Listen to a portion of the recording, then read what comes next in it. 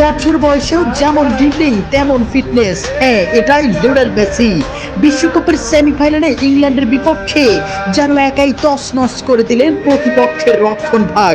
একজন নয়, দুজন নয়, তিনজন ডিফেন্ডার মিলেও তাকে থামাতে না পেরে শেষ পর্যন্ত ফাউল করতেই বাধ্য হন। তবুও মাটিতে পড়ে থাকেননি মেসি, মুহূর্তে উঠে দাঁড়িয়ে নিজের প্রতিবাদ জানিয়েছেন। এমন ভারসাম্য, এমন শক্তি, এমন মানসিক দৃঢ়তা যেন শুধুমাত্র লিওনেল মেসিরই আছে। 39 বছর বয়সেও কিভাবে সম্ভব? এটাই তো মেসি, এ কারণেই তিনি অন্যদের থেকে আলাদা। বিশ্বকাপের সেমিফাইনালে আজ মুখোমুখি হয় আর্জেন্টিনা ও ইংল্যান্ড। ম্যাচের শুরু থেকে দুই দল খেলছে আক্রমণাত্মক ফুটবল, ফলে প্রতিটি বলের দখল নিয়েছিল তীব্র প্রতিদ্বন্দ্বিতা। তবে ম্যাচের 36তম মিনিটে বল নিয়ে দুর্দান্তভাবে সামনে এগিয়ে যান লিওনেল মেসি।